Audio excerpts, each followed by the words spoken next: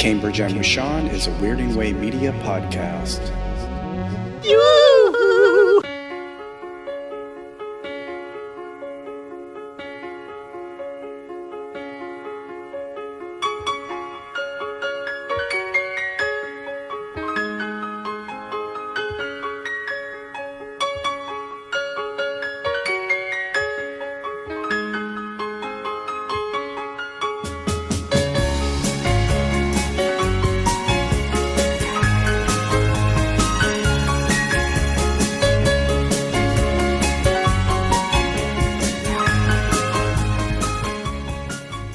Hello and welcome to Cambridge and with Sean, a podcast by two weird guys about the weird things they like.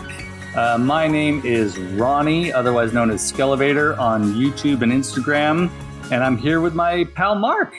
Hi, I'm Mark Bigley, the host of Wake Up Heavy and co-host of the now available Chasing Chevy Chase podcast, or it will be as of the time this comes out.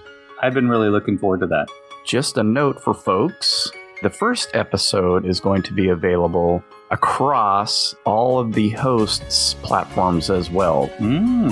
If you are a Wake Up Heavy listener, it will be in my feed. If you listen to the Culture Cast or the Projection Booth, it'll also be in their feeds. Those are the hosts. I host with the hosts of those shows. And, of course, on the Chasing Chevy Chase podcast, it will be there as well. So we're spreading that first episode far and wide to get people on board. So you can find it fantastic. Lots of places. And then the next one will be out sometime I think we decided on the last Wednesday of the month. So that will either be the third or fourth Wednesday, depending on the month. Kind of like how this is the first Tuesday, and that just sort of depends on when that falls. I'm really excited about that.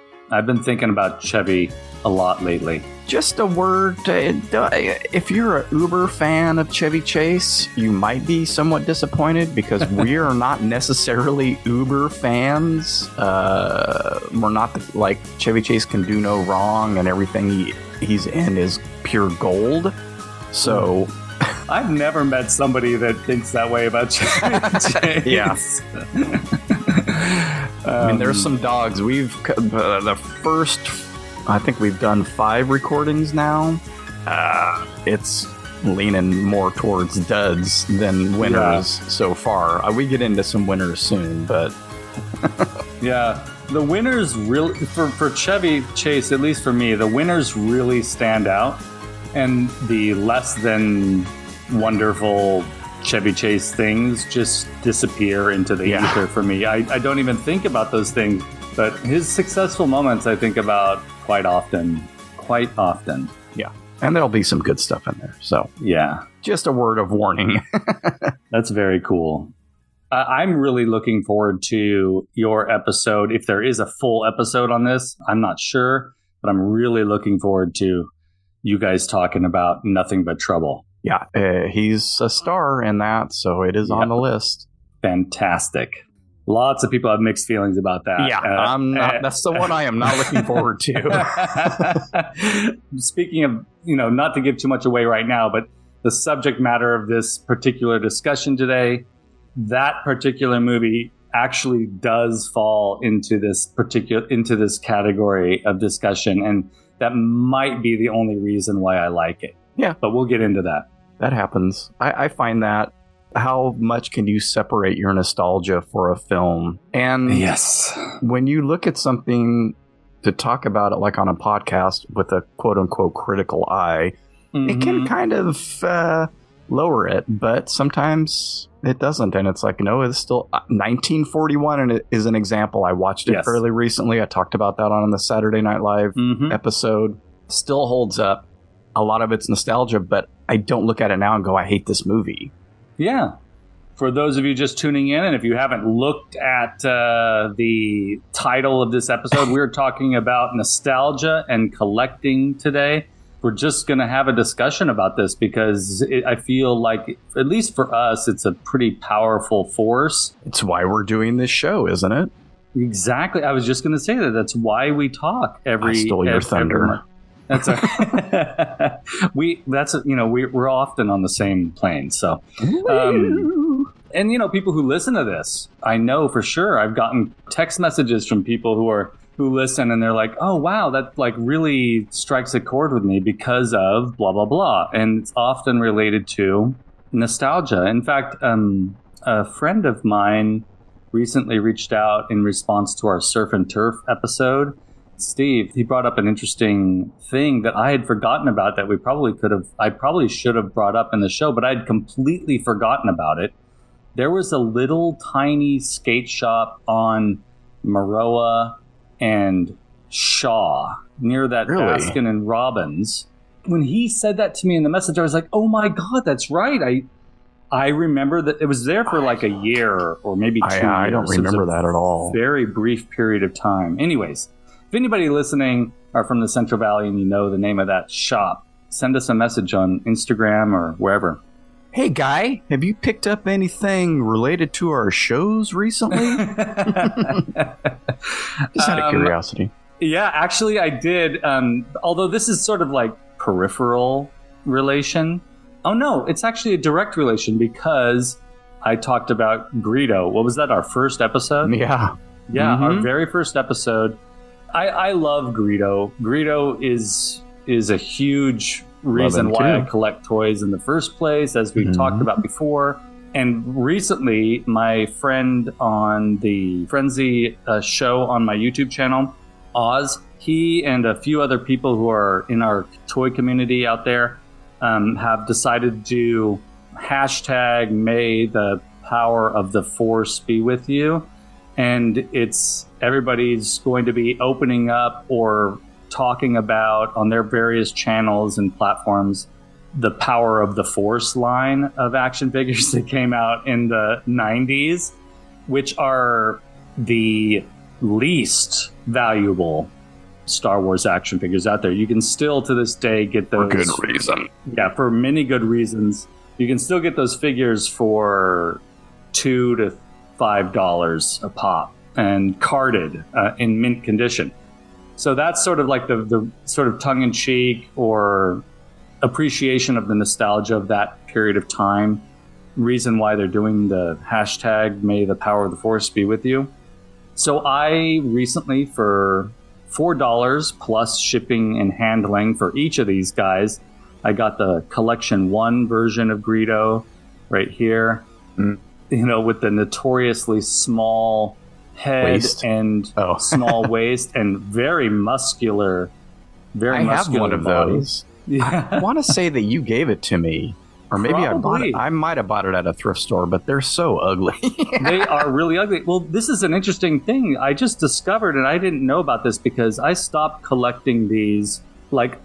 So the figures first started to hit store shelves in '96, I believe, and I stopped collecting. I got a bunch of them, and I stopped collecting them in like '97. And I got Greedo was one of my first ones, but later on in the line, they started releasing figures with these Comtech chips that like you could, I don't remember even how they worked, but you could plug them in somehow and hear dialogue from the movies. Oh. They did revise Greedo to be a more film appropriate sculpt. So I got that one coming my way too. Both extremely affordable. Anyways, that's something that I got related to what we've been talking about. How about you? Yeah, I got a few things.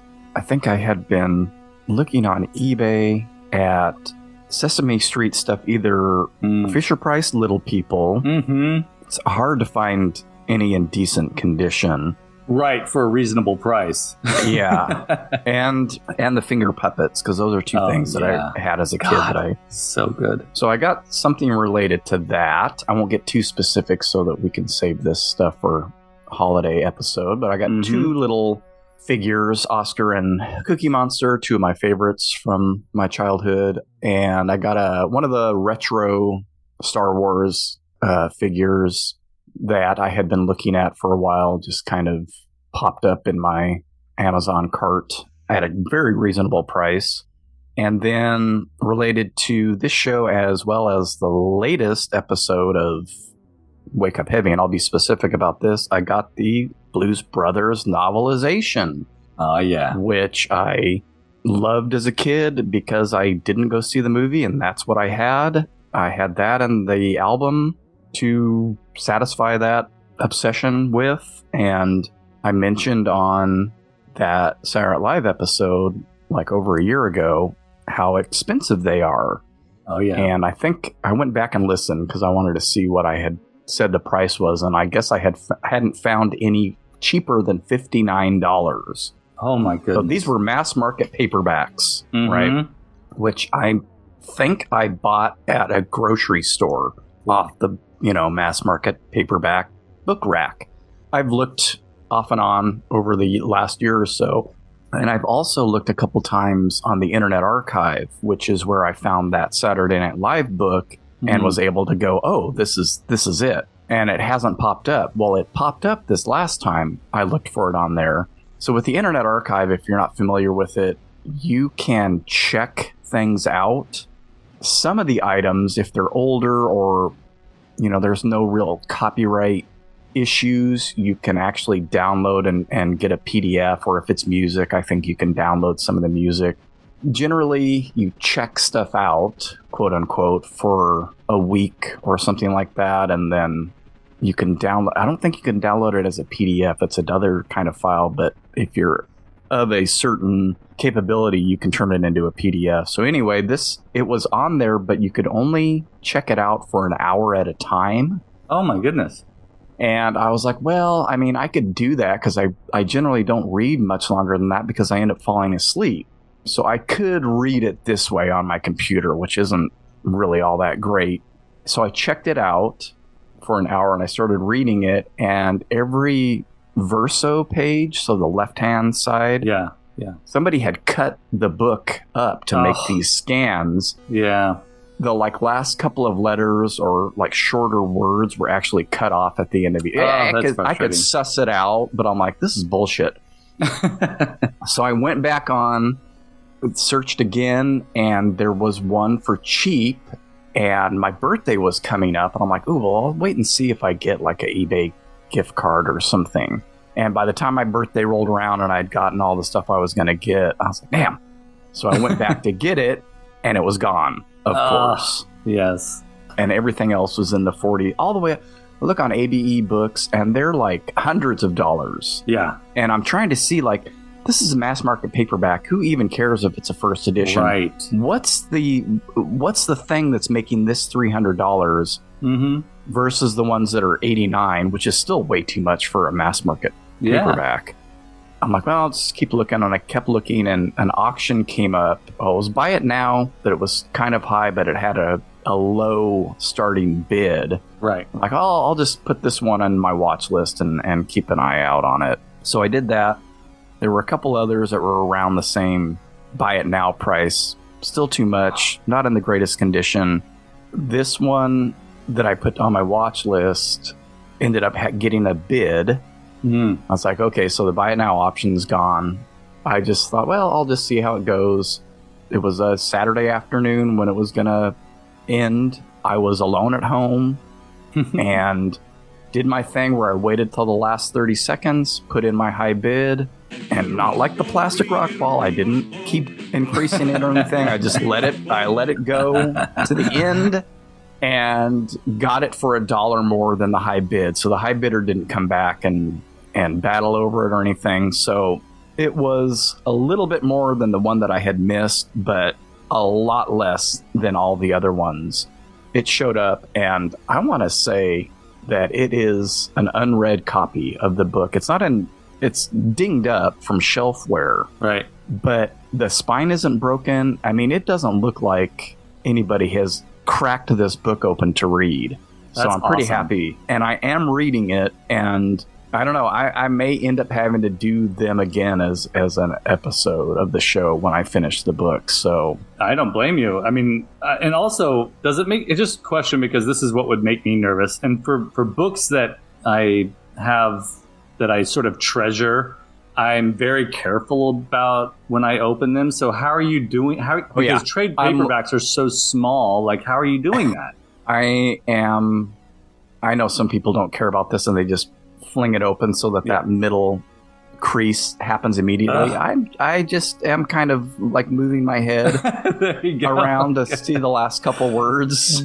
That's how I do it, man. I am being very careful because I remember when I was a kid and reading Stephen King books and like this book and stuff, I also tried to be careful, but I remember always having ink on my fingers and inevitably the spine would crack a little bit. And once it does, there's nothing you can do about that.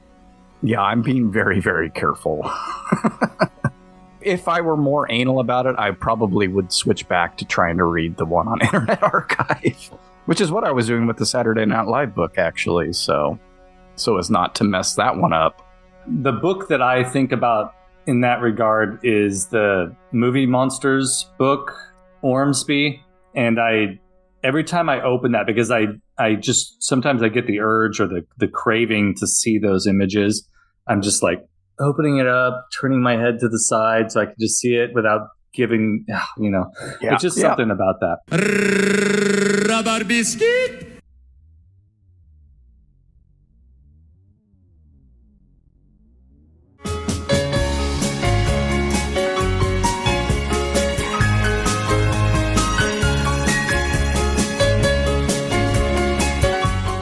Well, let's jump into these. So Mark took the time to create some questions that we could ask ourselves, ask each other regarding nostalgia and collecting. And these are awesome questions. And I think we'll get to the bottom of this. First question, we can both sort of provide our answers to this. Were you a collector even at a young age? You go first with this. I made these questions, and this is something that I've done with Cleo over on Wake Up Heavy as well. And sometimes I don't even know the answer, but I figure, you might have a better answer than me. And I can say not really. I don't think I thought of stuff that way. I guess I could say I quote unquote collected Migos because I had quite a few of them, and maybe comic books, because at some point, even as a young kid, 10 to 12, I had subscriptions to a number of series and also would buy them at the grocery store or wherever I would encounter them, and had a decent amount. Plus, I got some hand-me-downs from neighbors as well. So I had a pretty decent sized stack of comic books as a kid. Would I I didn't look at them as a collection like, oh, I've got to keep these pristine. And I mean, I was anal about stuff. We just talked about the book stuff, and I was sort of the same way. Like, I didn't want the covers to fall off or pages to fall out, and was probably hesitant to cut stuff out of them. Yeah. Just because I'm weird. The only thing I can think of that I actually actively pursued at some point, and I don't even know if I had a collection of them, were frogs, like ceramic and or plastic frogs. That's interesting. I don't know what set that off. I think I found a ceramic frog somewhere at some point, and the look of it just appealed to me, and so I would try to find, and I don't even know if I had more than like 2 or 3 frog items as a quote-unquote collection. Buttons, maybe, kind of, at one point, that you pin on your jacket. I think I had a little collection of as a kid. Beatles. I know I had Beatles buttons, and I collected Beatles stuff in a way. I didn't have very much, but books and so not really. Like, I didn't do rocks. Like, I could say Cleo, my daughter, collected rocks when she was a little kid. Yeah. Anytime we went anywhere, she'd pick up a fucking rock, and it's like, what are we gonna do with all of these? I love that. That's So yes and no. How about you? In a similar way, I was interested in things, but my answer to the question is different than yours, and that is, I'm fairly confident I was a collector from the very beginning. And part of that is that and there are few remaining photos of me in my bedroom as a kid, but in looking at those, it was pretty clear I was interested in organizing and displaying these things. So the toys that I was interested in, I would play with, but when they weren't being played with, they were on display in groups. And they were in groups by theme and by category, or by IP, I guess is the best way to to look at it, or in boxes that were organized, like in like little shoe boxes or whatever. Mm-hmm. I was kind of obsessed. I would become obsessed with this. You said ceramic frogs, and that's really interesting because when I was very little, we lived near a lake that my ex-stepfather was a groundskeeper for this summer camp, and we lived there briefly. We would live there through the winter when no one would be around, but the people who worked the grounds would be there. And there was like this little gift shop, and they sold little ceramic animals. And I became like, I've always been interested in miniature things. So I would go every once in a while and just sort of, with allowance or whatever it might be, grab a little tiny ceramic animal. There was something about the teeny tiny ceramic animal that was interesting to me. So I couldn't play with the ceramic animals, but I was, for the few of them that I had, they were like on display, and I sort of exalted them. I didn't want them to get hurt. So that's to me an example of how at a young age I would be interested in collecting, and along with all of my varying interests over the years, one thing sort of remained as a go-to, and that were the little tiny PVC figures of Disney and Looney Tunes figures. Whenever I could get one for 50 cents or whatever, I would try and get it, and I had them all on display. And so that's going way back. That's going back to when I was teeny tiny, and I would have moments of play, and then I would return them to their display. So it was this relationship. I never displayed my toys. I always had them in toy boxes or this trunk that's sitting behind me that I've had that my Stretch Monster died in. Yeah. Yeah, that's interesting. I never looked at them like that until I got older. And so I was just, when we started talking about the theme for this show, I was like, I wonder what it is, because I get an equal amount of joy from just looking at something or holding something versus playing with it. Right. There's play sets where you put the figures in and you can engage with the play sets and display the figures, or actually put the figures in and then use the action features to move stuff around. That's a visceral pleasure for me to this day even. But then just like behind me, like just having them turning around every once in a while in my little office area and just staring is equally pleasurable. I mean, I don't fucking play with these plastic rock balls I went on for 5 years about. They're just sitting on my desk. I could juggle them. I've got 3, so I could juggle them. But yeah, I could see I'm you not like doing that. I could see you just during downtime flicking them across the desk. Rolling them around. Get a rock ball free, get a free rock ball. So when did, maybe it didn't for you, but when did collecting things end?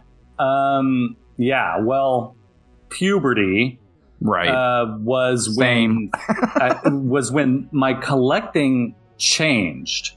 I don't think it ever really ended because I was starting to read Stephen King, right, and I was starting to read Star Trek books. I was starting to engage with, or started to be interested in silent film and old-timey comedians a little bit more than what I was when I was younger. But when puberty hits, I start to do like, my very first job was like painting holiday windows in the small town where I was living. And so I could buy things that were, in my mind, a little bit more mature or advanced than buying toys. So I didn't stop collecting, but I did change my interests. I mean, what I liked about Stephen King is there would sometimes be slightly steamy scenes. And as a boy going through puberty, like finding those were exciting to me. Discovering cult films was exciting to me. And if I could find a copy on VHS, or if I could find a book or something that appealed to those particular interests, thinking about subculture, punk, skate culture, film culture, all those things. So it went from toys to sort of edgier subject matter. How about you? Yeah, same. You stop thinking about Star Wars and superheroes and start thinking about girls and music and books and same type of stuff for me, actually. I mean, we did the surf and turf episode, so I got into all that surf iconography and stuff. Stephen King, read him religiously for years and never really considered it a collection necessarily, but I'd get the paperbacks that I wanted to read, watch the movies when I was able. Music becomes much more important, I think, as you get older.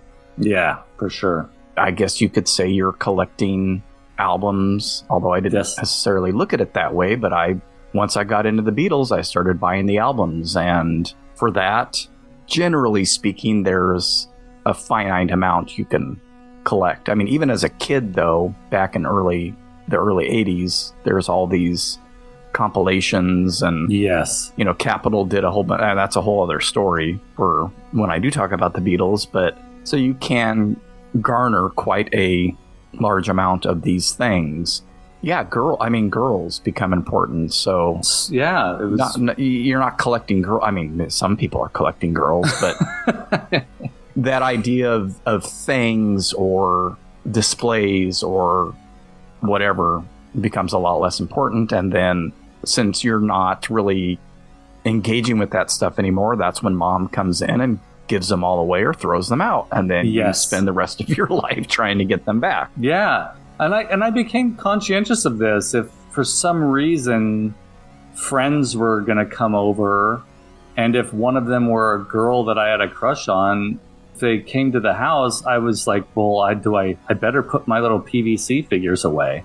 And then, you start having those thoughts. And it's a little sad to think about it. But kids are, young people, especially junior high and high school, can be pretty cruel to one another. And so we become a little bit self-conscious of all that. And I think that culture has changed, at least for my daughters. I feel like and they've told me this, like being a geek today is kind of considered cool. And, if you collect something weird or interesting or you appreciate, kids aren't afraid to say that they appreciated My Little Pony or what is that, Magic School Bus. They're not afraid to talk about that stuff. Ride on the Magic School Bus with each other as they get older, which is a really interesting. Who's collecting Magic School Bus ephemera? I don't know. I was just trying to think of like maybe there's Magic School Bus stuff, but or what's another thing? Well, here's an example, I guess. Like our youngest has been a fan of Taylor Swift since she was little. Though her friends may not listen to Taylor Swift, they don't judge her for liking Taylor Swift. That to me is like, that's kind of an exciting, maybe it's not like that for all kids, but I feel like it's a friendlier environment for children today to be like, yeah, I like Minecraft still. Right. Or horses. And they're not going to make fun of them for liking that stuff. It seems. I'm not a kid today. Or so Monster High. Monster High. Cleo still gets Monster High figures, so. and her friends probably don't give her a hard time about it. I have never heard anything about that, so. That's exciting. I would just say, for me at least, it never really stopped. It just adjusted based on my interests and also my self-consciousness. And then it came back hard in the late 90s. Yeah, that's, I think, for me as well, I started thinking about, I always kind of thought about Migos, even in college and stuff. And so I was maybe 6 or so years separated through most of high school. It's like, okay, girls and boobs and music and all that stuff is taking control of your mind. But I remember having dreams about searching in my closet and going, you know what? I think I still have that 12-inch Spider-Man. I don't think it got tossed out. And I would find it in my closet up in the top part where you store boxes and crap. And I'd wake up and I'd be so fucking disappointed. Yeah. Going, that was a dream. And I sometimes would go look and just to make sure that that 12-inch Spider-Man, I don't know why it was the 12-inch Migos Spider-Man that I always dreamed of, but I had those dreams regularly. The 12-inch Mego Spider-Man was fucking cool. Like, there's nothing like it. I mean, it's just a very cool thing. It was something I never had, and I can understand why it was treasured by you, and you're going back and thinking about that. I can understand that. The Incredible Hulk meets Spider-Man. Each figure a foot tall and fully posable.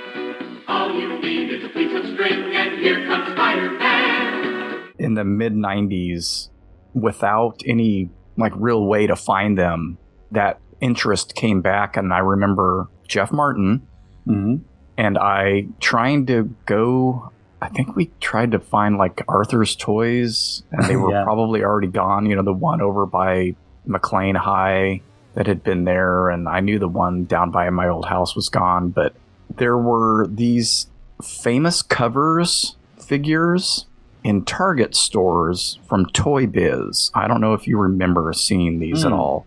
So they were Marvel figures, and they did quite a few of them. And I remember encountering those, and they were kind of ugly. The Toy Biz X-Men figures and... Yeah, X-Men came out, I think, kind of later. They had Fantastic Four. I want to say they did a Spider-Man. They did like Ant-Man. They did a whole bunch. If you look it up online, there's just tons of them. Jeff ended up getting me the Iron Man, which is probably the only decent figure because it sort of makes sense.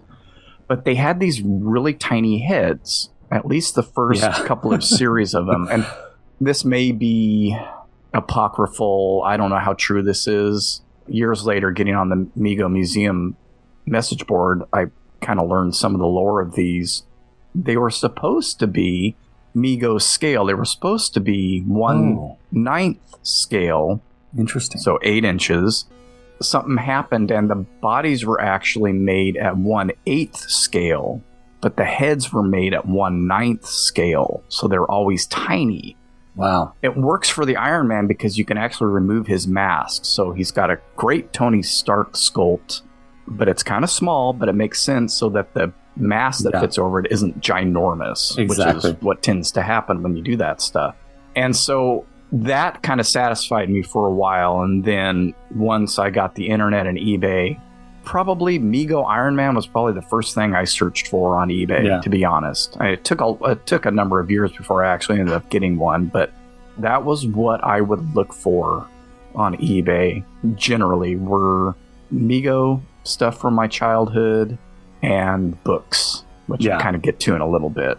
Certain books by certain people by a certain publisher. Which is also how we met, really. We'll get to that in a little bit. Yeah, late 20s, early 30s by the time I met Carlita, and I was collecting Japanese toys by then, and so it's been pretty consistent for the last 25 years. I'm now 55. For me, what brought me back was something I already mentioned today, which was the Power of the Force figures showing up in stores in 96. I was interested in Star Wars, of starting to become interested in Star Wars again in 94-ish, because I was in a band with Matt called IG-88. We talked often about the bounty hunters. It was like this gradual thing that happened. And one of the integral aspects for me was that I lived in a little mountain community that every spring would have a flea market that took over the entire town. It was phenomenal. And I would go there at the beginning of my high school career, I'd go there just to hang out with friends. By my junior year of high school, I was going there to look at the Star Wars figures, to look at the Megos, to look at the things that I didn't have as a kid, the things that my mom had already given away, Masters of the Universe. And I wasn't buying them because I didn't have a lot of money. I was definitely just like soaking in the nostalgia, holding that figure in my hand again, smelling the stink ore, that still had the patchouli smell, and then putting it back down and then going home. But that was also right around the time where I was thinking about starting to rewatch the Star Wars trilogy. It was starting to come back. Then I graduate high school, and then boom, the Power of the Force figures come out. The films are re-released starting in 97, I believe, with the digital changes that Lucas put in there. I'm pausing now so I don't complain. And let's not get into it. Let's not get into it. But what the exciting thing was that I could start collecting again, and I did. I didn't go and try to find vintage figures, which was dumb. I realize that was dumb now because they were like 50 cents, $3 a vintage figure at an antique store or at a flea market or thrift store even sometimes. Probably I could have gotten a complete Millennium Falcon back then for probably no more than $20, vintage Millennium Falcon. I regret that constantly. But what I did do is, so Jeff, if you're listening, and I know Jeff listens, we're both mentioning you today. You did this for us. You went with us on these trips, and you and I, Jeff and I would go out looking for Power of the Force figures, and especially when the Phantom Menace was announced, like, and those figures were starting to come out, Jeff and I would go out searching. We'd go to Rite Aids, we go to wherever we could go and find these toys. I went fully in on the Power of the Force line. I had a job. I was going to college. Sometimes I had 2 jobs, and I could go and I could buy those figures. And then I was very willing to give them away once I realized that they weren't fantastic and that I could probably... They were ugly as hell. They were ugly, that they didn't have the appropriate body sculpt that actually did strike a chord with me through nostalgia. It was that I was buying the idea or buying the visage of these characters. It was what was available at the time, just like those famous covers were what were available at the time. And I'm looking at the back of this card, and there were some things that were super cool about the Power of the Force line. Like Hammerhead finally had a name. Mama. Yeah, see, I hate that. Mama Nadon. And I was like, that's names. Cool. I can see his Hammerhead. and then he's Walrus Man. Jawas had that like little the light tubing, so the light could come through the top of the head and make the eyes glow. That was super cool too. But nothing comes close to the way those vintage figures look. And to me, to this day, it's nothing quite comes close to that. But it was definitely Power of the Force for me that got me back into collecting. And then soon after that, or not soon after that, but actually soon after that, just a few years later, same thing happened with Masters of the Universe. The 2002 cartoon series paralleled a resurgence of interest in toys, or interest in Mattel releasing toys. Right before the cartoon series comes out, they re-released the main figures from the line, and they were basically reissues of the original sculpts of these figures. I never bought them, which was a huge regret too. Late 90s, early 2000s, Star Wars and Masters of the Universe come back. And that's really what got me back into it. Now the universe has changed forever. The Star Wars Power of the Force collection. When Darth Vader and his stormtroopers attack, join Princess Leia, Luke Skywalker, and Han Solo. Escape in the mighty Millennium Falcon. Experience the real movie sounds of lightspeed. When Darth Vader's TIE fighters are on your tail, hear the force of the Falcon's turbo lasers. Can you blast Vader's TIE fighters to pieces? Never underestimate the power of the Force. The Star Wars Power of the Force collection, each sold separately from Kenner.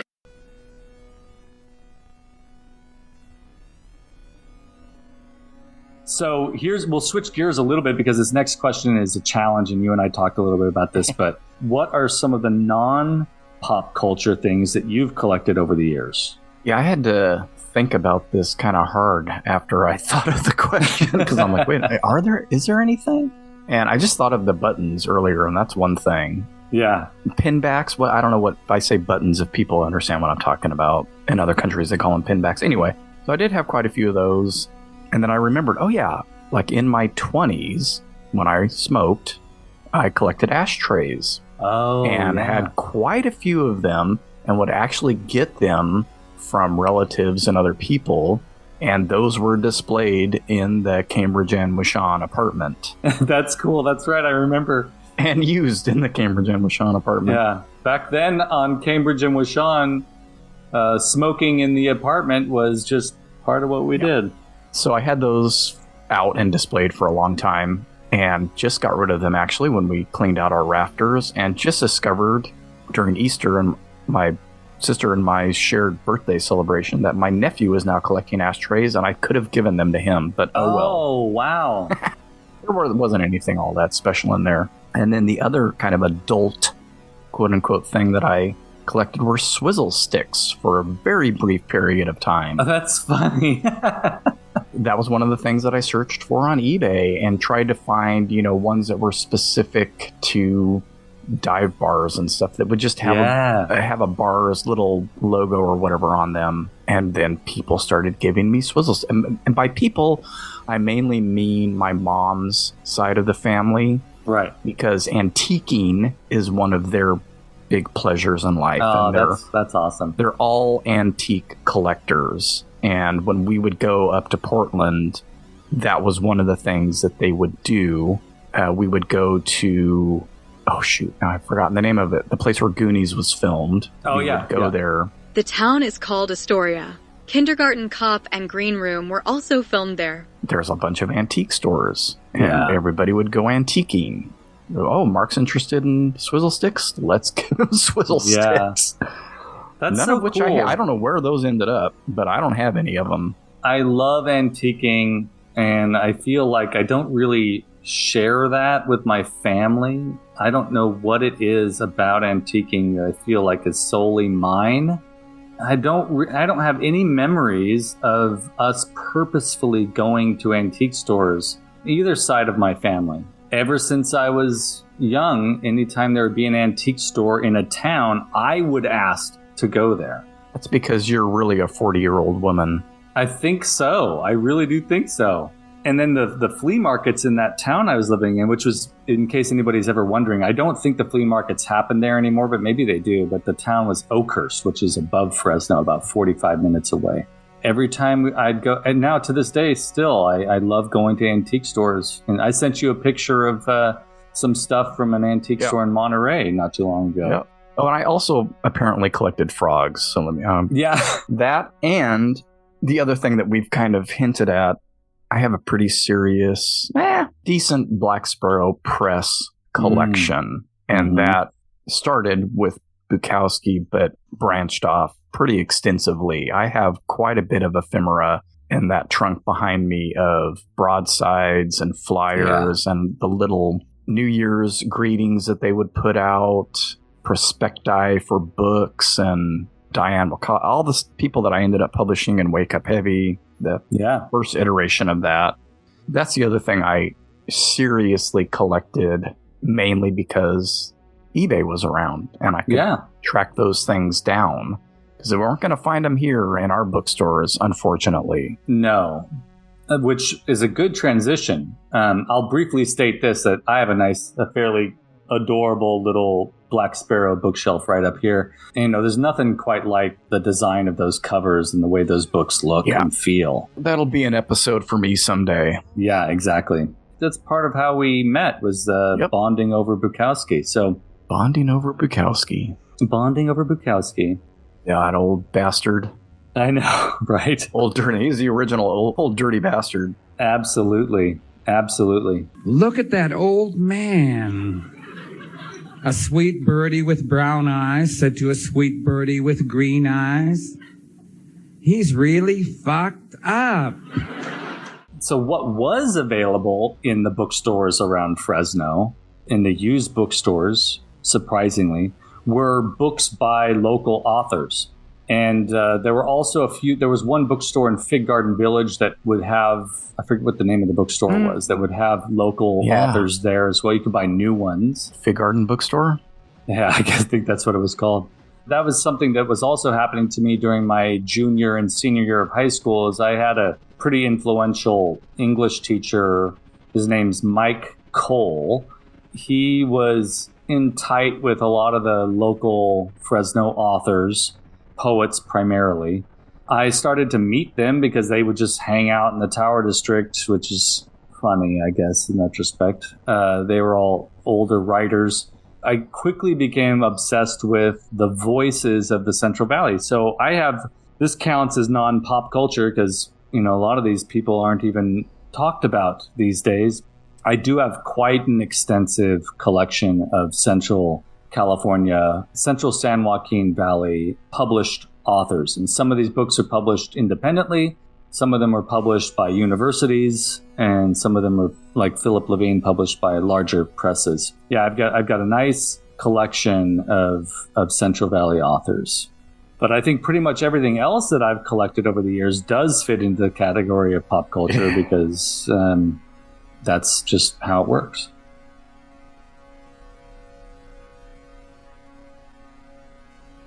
What's the biggest collection you have, Mark?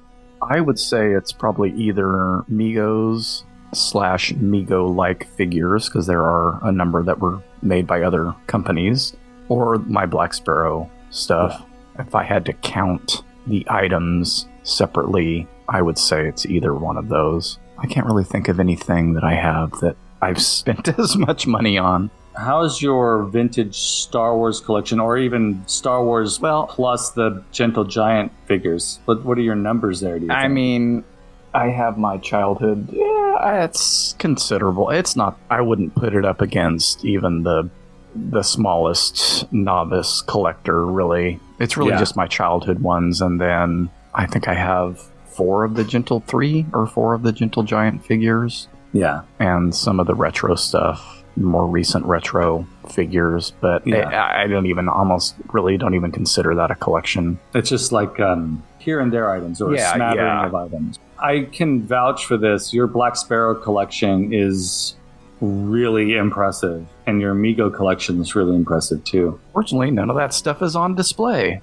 All in boxes. You used to have your Black Sparrow stuff on display. It was like a museum wall. There's some of it in one of the bookshelves, all the Bukowski stuff and the actual books, but a lot of the ephemera is, since it's smaller items and sometimes single sheets and things like that, they're pretty much in a box in that trunk behind me. They did some really cool stuff, I'll just say that. They did, and no matter whether or not you're a fan of Bukowski or not, John Fonte, Diane Bukowski, Larry Eigner, there are a ton of really important authors that they put out.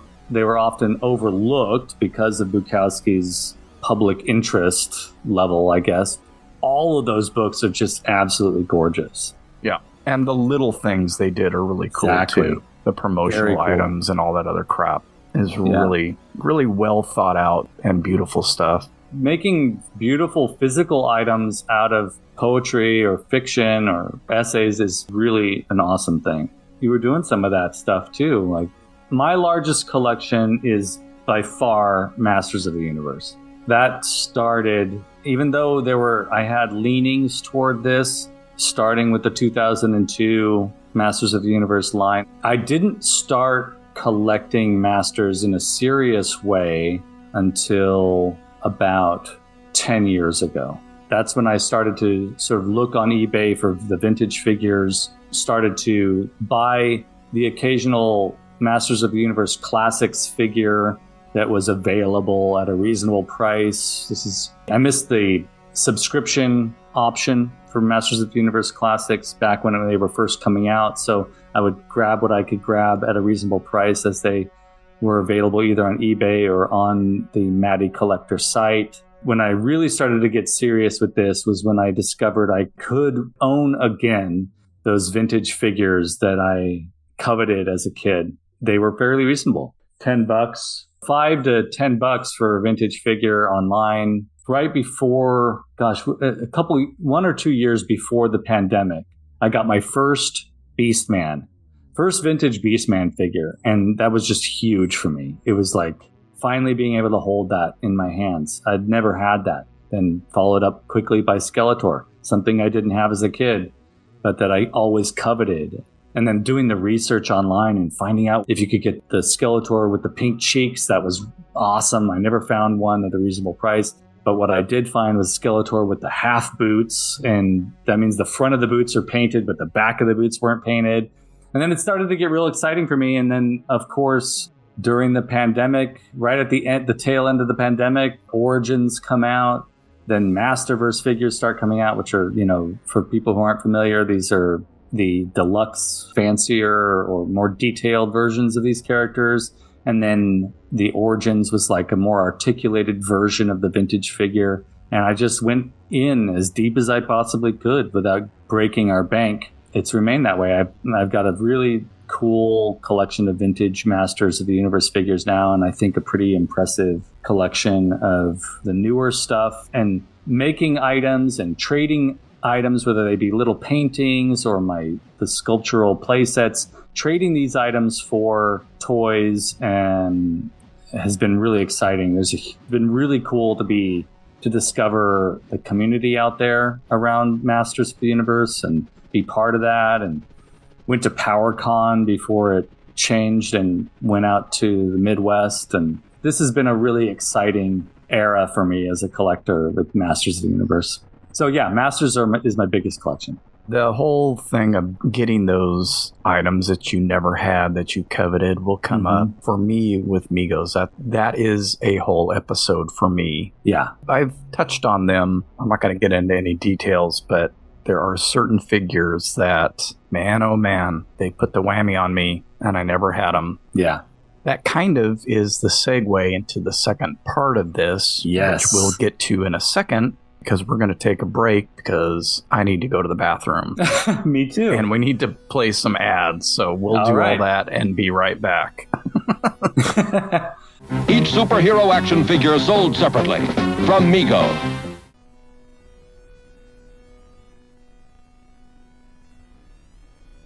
Jeff is like an extremely consistent listener of our show, and he's going to love being mentioned twice. Well, Jeff, you can answer this question for yourself while you're listening, and everyone else. How do you define nostalgia, Ronald? This is really hard because it's sort of anomalous or ethereal is the best way I can describe it. It's difficult to describe. Here's an example of the anomalous nature of that nostalgia button being pushed for me. I hadn't seen Cinderella since I was a kid. It's always been my least favorite Disney film. It just wasn't that exciting to me. I love Sleeping Beauty, always loved Sleeping Beauty. There's something about the artwork. Snow White, like if we're talking princesses, like Snow White and Sleeping Beauty, the best Disney princess movies in my opinion. Although I've seen some other good. Anyways, Cinderella as a kid for me was not that interesting, but I put it on the other day just as an experiment. I was like, I wonder if it's going to kick something into gear for me. And boom, the moment that first song is sung by her, it gave me a kind of euphoric feeling in my brain and my body. So it's not just logic, it's not just physical, it's not holding the action figure, it's not hearing the song, it's like a full body experience, like a visceral joy. Nostalgia for me is that. Okay, just yesterday, Fowler had a street fair and, walked by one booth and there was a slight patchouli smell at this booth. And boom, not only am I in the 90s with the neo-hippie movement, but I'm also in the 80s with Stinkor. Boom, that smell just gives me a visceral joy. Smells are the most effective trigger of memory, I have come to learn over the years.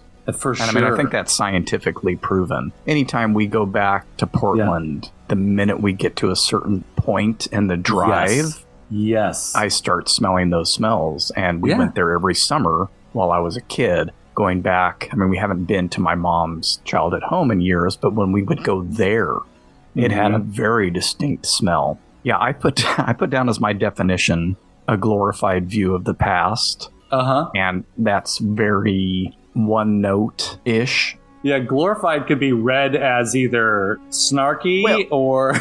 Yeah, but we don't have the nostalgia about bad things. Yes, we have them about good things, so that's why I use glorified. So I have a funny recall that it was the impetus for this show, which I sent to you. Carlita and I were laying in bed, getting ready to go to sleep, and doing the worst thing you can do before you go to sleep, at scrolling through Instagram. Oh. Absolutely. We do it pretty much every night. I look at posts, so pictures, and she mainly looks at reels, which often these days have music in the background of them, or someone talking, or both. And so she was doing that, and this song popped up. So this will explain why this is playing at the beginning of the episode, because people are going to go, what the fuck is going on? Or they're going to be like, that song. Yeah, right. Of a certain age, I think. Yes. Will do that. This song came on, and it hit me like a ton of bricks. I can't even explain. Yeah. It's the same sort of feeling you're describing, where it was full brain and body, and it hit me upside the head. And I was like, oh my God, I haven't heard that song in at least 35 years, if not longer. And I said, I totally remember that song. And she's like, oh yeah, Music Box Dancer.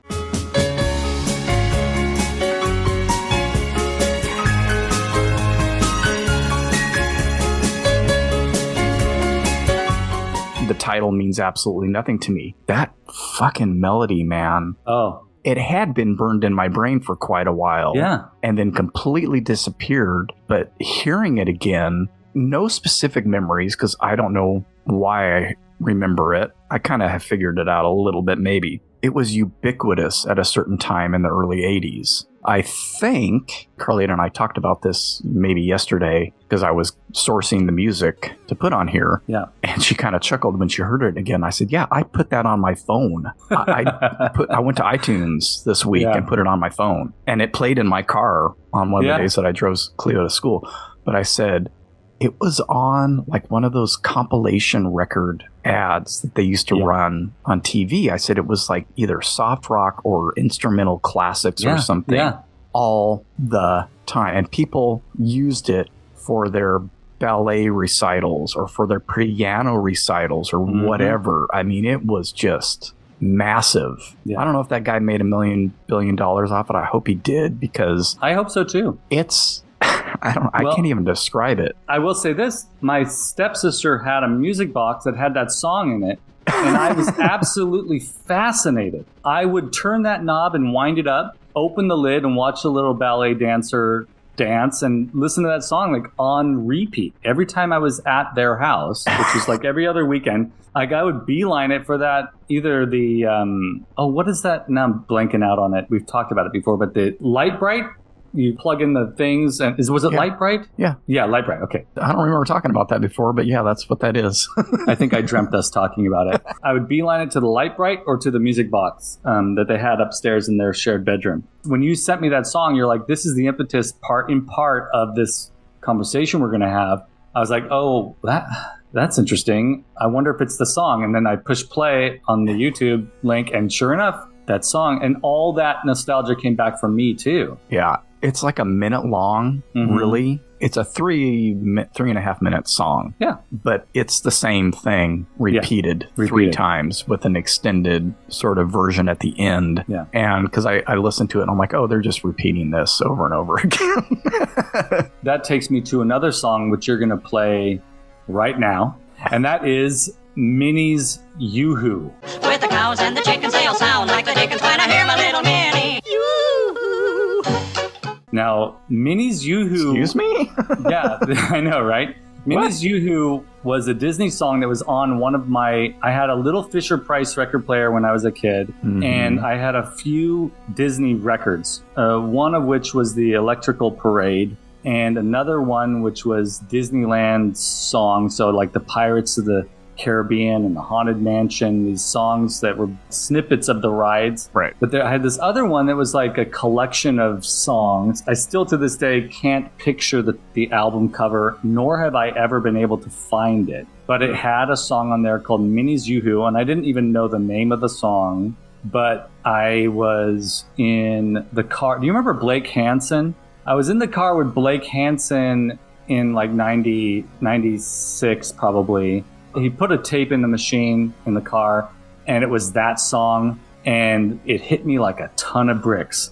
This song, I must have listened to it 1,000 times as a kid. The anomalous, again with the word anomalous, the anomalous nature of nostalgia can be embodied in this. I didn't know what the name of the song was, but as soon as I heard it, it hit me. Sort of a similar experience that you had. So what I did not too long ago, about 3 months ago, I found a little, I found it on vinyl. It's like a single, and it's the song. now I've put it on like 10 times since I bought it on the record player. And I did the same thing. I found it on Apple Music, and there's something about that song that's just takes me to a place. I'd say something really off color right now, but maybe I shouldn't. Well, it's a little hard to not because of the name of the movie, but the name of the song. Is it just a bunch of queef sounds, Ronnie? No, it's quite lovely. Well, I'll insert it where you advised me to. I wrote the title down and everything. I actually think that that's a good lead into what part does nostalgia play in your collecting habits? Yeah, huge. An enormous part. Yeah. I think it's, you and I have both talked about this consistently, and that is like the search for, it's like the researcher in us is not just looking for information, it's also looking for that sensory fulfillment of this thing. And I don't, like, for me, nostalgia can sometimes bring back difficult memories. And sometimes it's the act of facing that difficult memory through nostalgia too, which can be difficult, but also rewarding in a kind of healing process, if that makes sense. Mm-hmm. But it can also be joyous, and the healing can be joyous too. It took me a while to figure out that part of the reason why I collect stuff is because it helps me deal with difficult situations I faced as a child, and how important the role of plastic played in my life as a child going through these difficult things. Yeah. It plays a very strong role in why I collect things. You're already getting into the next part of that question is,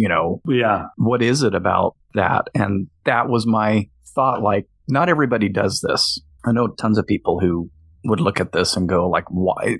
Not even comprehend. Why are you buying toys from your childhood? Right. So I always think, like, is it just that glorified view of, like, these things made me happy, whether you had a happy childhood or not, whether you had difficult times, these were the things that made me happy. My memories around them are happy. Maybe my life wasn't happy. I had a pretty safe, happy childhood. Not a lot of trauma or anything. My parents have been together for decades, and so I don't really have any bad memories. Why these things? What is it? What is this fulfilling? Right. I don't know. I don't know if it's just the aesthetics of the thing. Because you've mentioned aesthetics. Yes. I'm going to fumble over that word now.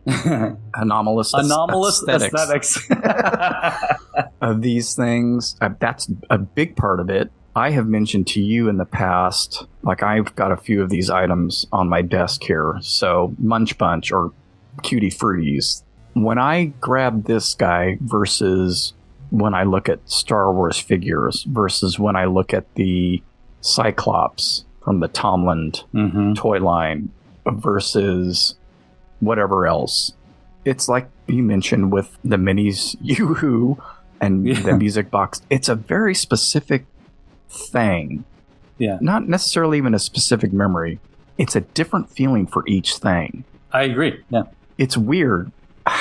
I can't really articulate it very well, but it's not the same old thing for each item. Exactly. So they've hit something in your brain, and I know that this is scientific to a certain degree. The neurons that connect when you watch a movie or listen to a song, it's a specific neuron. Yeah. It's a specific thing each time. So I guess it's just hitting those things again.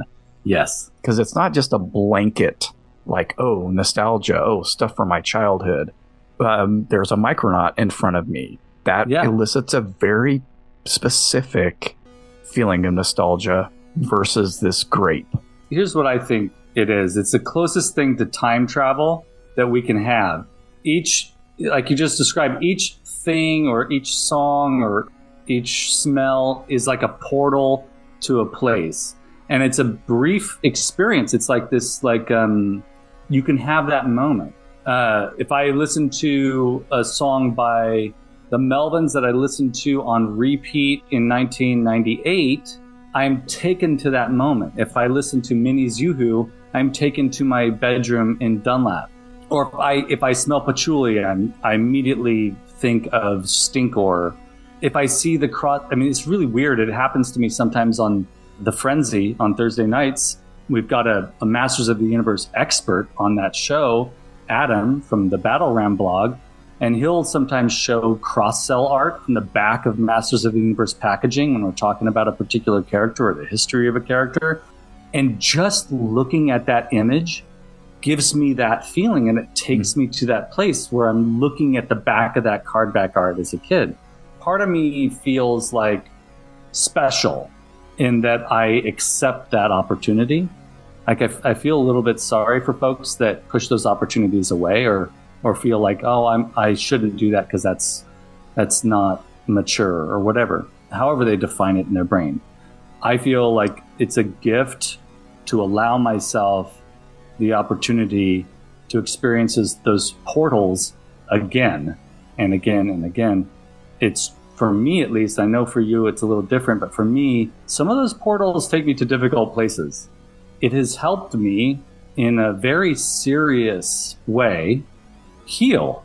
Yeah. And when I was in my 20s and in my early 30s, I wasn't aware of the healing properties of this kind of engagement.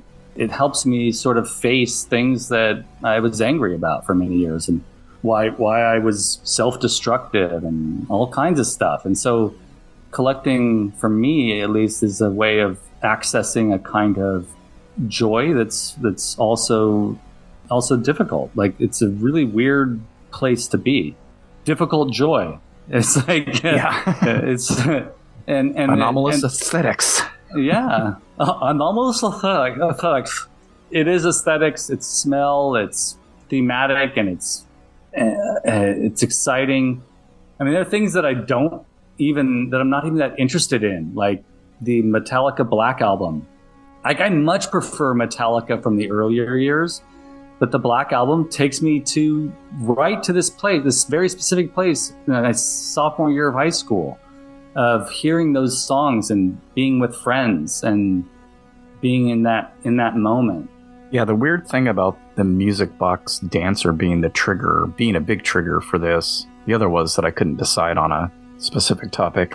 But like we talked about when you were tracking down that Husker Du song, I mentioned I don't look at songs that way because most of it I kept from my child. Devo and the Beatles and the Doors and the Stones and Pink Floyd and all that stuff I kind of kept. I tried this whole past week. I'm like, what's a song that I want to remember? And I can't think of one. It comes to me, like I mentioned then, a lot of it is I've heard a song in a movie. Yeah. But like 16 Candles. There's a lot of good songs on there that I would like what is that song? Yeah. Then realize, well, you can watch the credits and try and figure it out, but there's a ton of songs. Which one is it? As I mentioned, nowadays, when something comes on in a movie, I Shazam it. And then now I've got that saved on my phone. I can go back, look at my Shazam saves, and try to find that song on iTunes. This has happened in a lot of shows like Fargo and stuff. When the series was based in the 70s, they were playing all these songs. I'm like, oh, what the fuck is that? And I'd Shazam it. Now I can go find it. Now I can put it on my phone. So I have to encounter them again to be like, oh, I remember that. Yeah. That's what happened with this Music Box Dancer. And I'm like, this would have been something I called a guilty pleasure back then. Like, the melody of that song is just like amazing. Yeah. So I put it on my phone. I literally haven't thought of that. I can't even see myself going, what was that instrumental piano song that they played all the time when I was a kid? Boy, I sure loved it. I had no memory of it at all. But man, when it came back hard. It was bizarre. Well, an example of this is Yaz, or Yazoo, the band from the 80s. They recently had like 2 or 3 songs on commercials. I hadn't thought about this band since the 80s. But when those songs came on the radio, I remember noting the name of the band, seeing their records in a store and thinking that's something I want to have eventually. And then that period of time passed in my life. I didn't have the means to buy records for myself, but when I was a kid and having my little tiny radio and going out into the woods with my toys and listening to music on my battery-powered radio, several songs by them, the hits by them would come on, and I just loved them. There was something I absolutely loved about those songs. I hadn't thought about Yaz or Yazoo in 40 years, and suddenly commercials are using them, and I'm immediately transported to a place. A similar thing.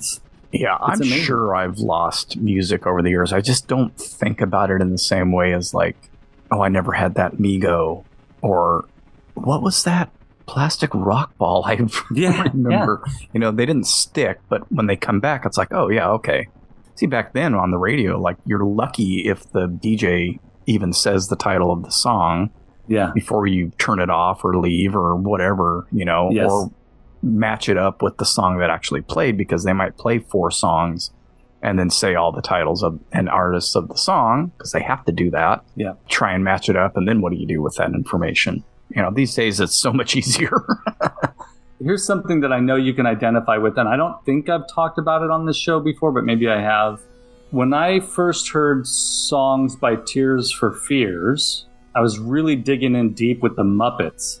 And I was also drawing Muppets on a regular basis with Sharpie pens in my mom's classroom before school would start.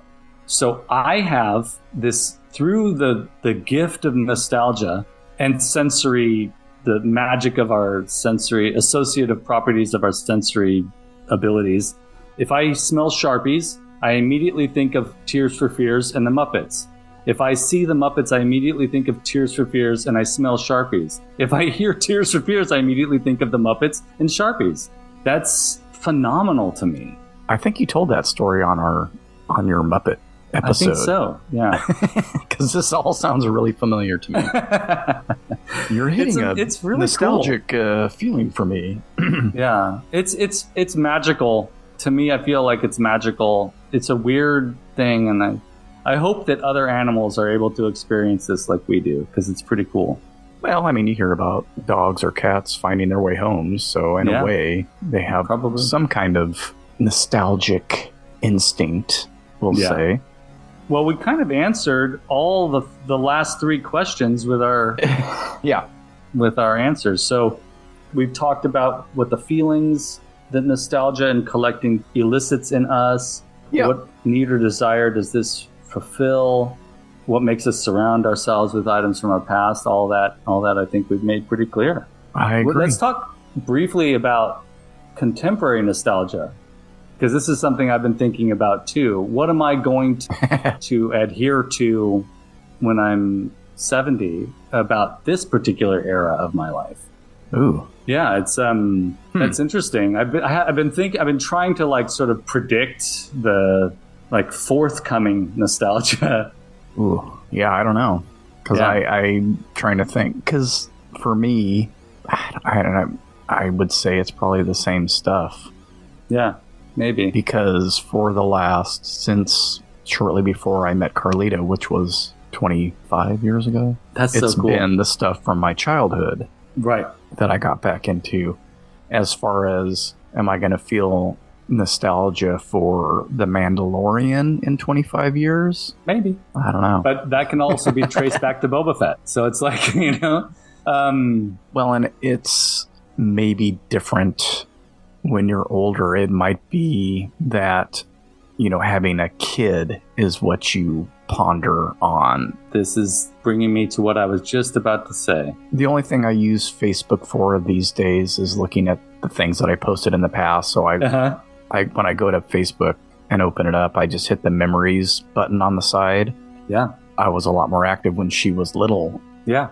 So that's what I'm seeing is stuff from her playing in the yard right now as it warms up, every year around this time. And so she's back out playing in the dirt and playing with rocks and her little dinosaurs and lizards. And so I don't know. I don't know if it'll be things or if it'll just be home life. I had a moment with our youngest about 4 or 5 months ago. We cracked open her collection of Tsum Tsums. Remember those? TSUM. Mm-hmm.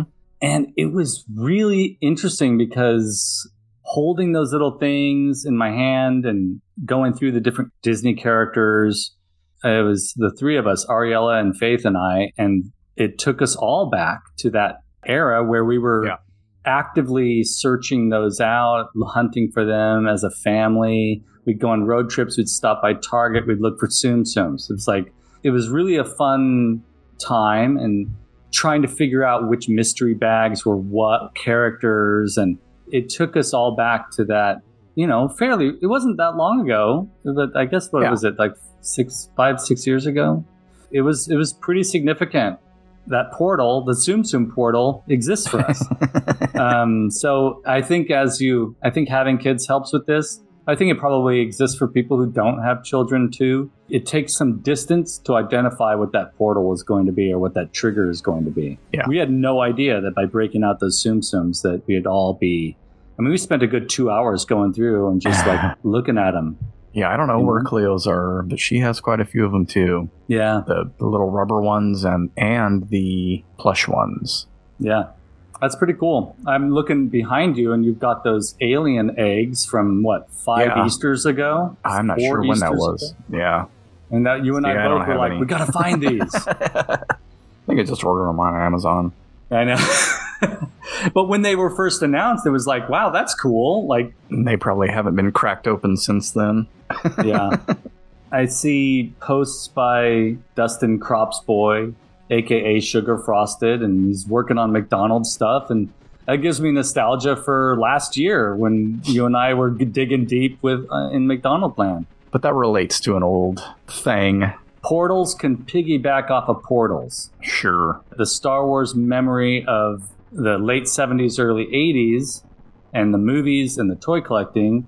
I have the memory of toy hunting with Jeff Martin in the late 90s, and that transfers to watching The Mandalorian and finding these figures, and then the re-experiencing Power of the Force now. It's like these layers of nostalgia can build over time if you're open to them. Yeah, and it just brings my question back up. What if we had stopped at those 3 movies? I think we'd still be in it. Those 3 movies made such an impression on me, at least. I think I'd still be fascinated by the toys, and yeah, I think so. We'll never know because it just keeps coming. Yeah, there's just more and more. There's more stuff coming. I will say that I'm less interested in the new stuff, but I am always interested.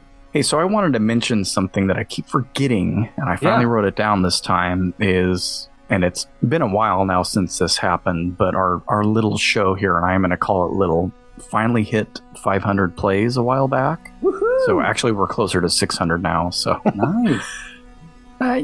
Pretty insignificant amount of plays for a show that's existed for over a year, but it's a milestone, so there you go. We're doing this for the joy of doing it. Yeah. Maybe if we complained more, then we would get more listens. Rage bait. Let's give people rage bait. We are not going to play into that because that's bullshit. Just like I started with Wake Up Heavy, if 10 people listen, it's 10 more than I would have expected. So Absolutely. So if you're listening right now, thank you for being here and listening to us rant about this stuff. I have another definition for nostalgia. Oh, let's hear it. Nostalgia is a bitch. It is. Oh, and we haven't even talked about the addictive qualities of this.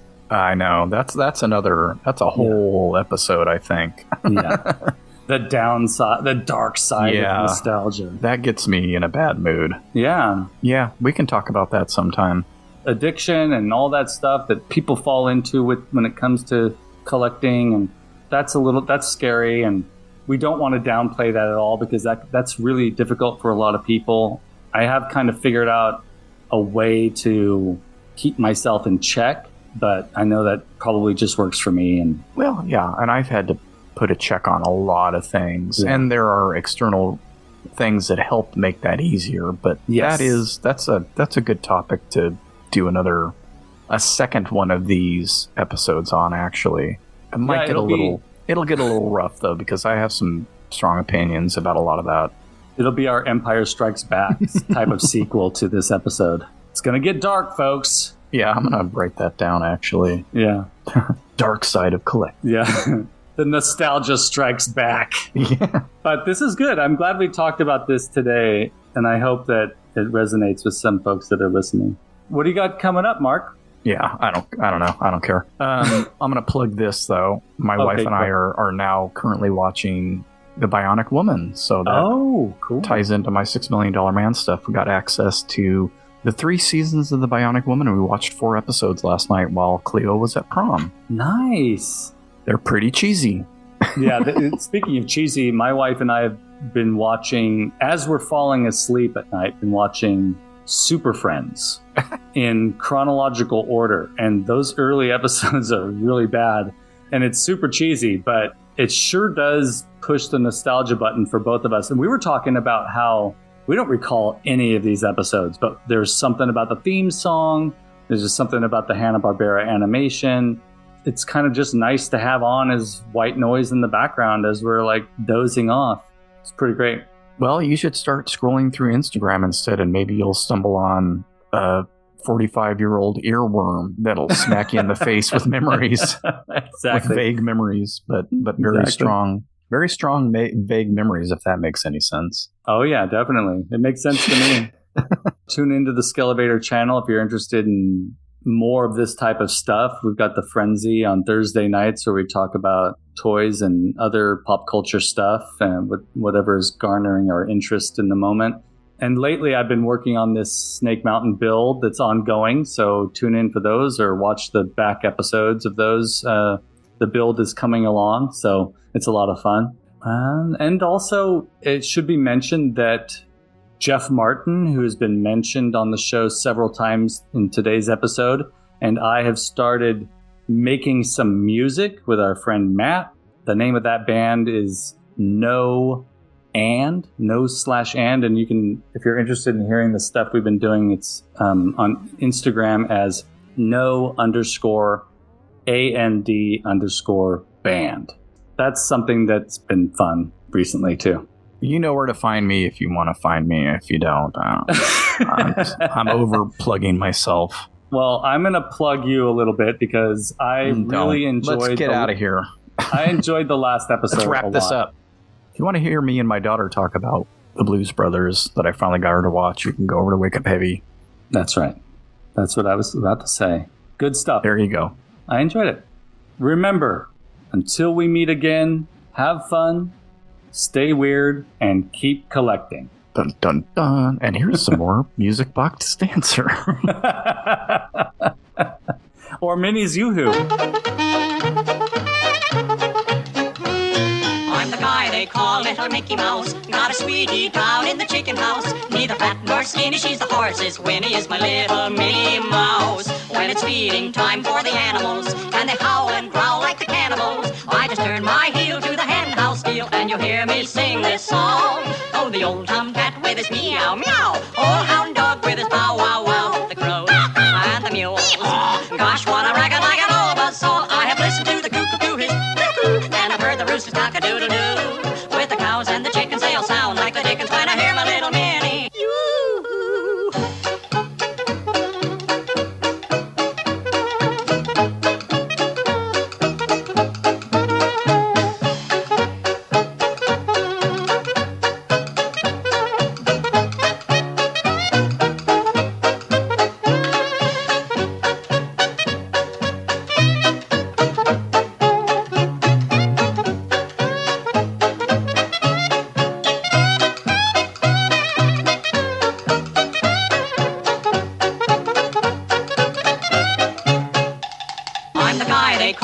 Mickey Mouse. Got a sweetie down in the chicken house. Neither fat nor skinny, she's the horse's. Winnie is my little Minnie Mouse. When it's feeding time for the animals, and they howl and growl like the cannibals, I just turn my heel to the hen house deal, and you'll hear me sing this song.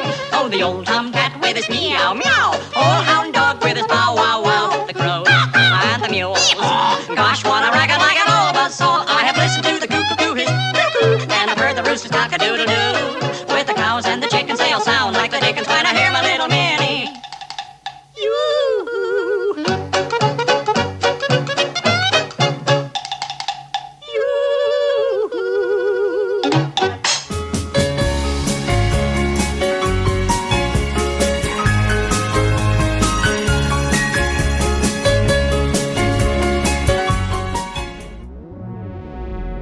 Cambridge and with Sean is a Weirding Way Media podcast.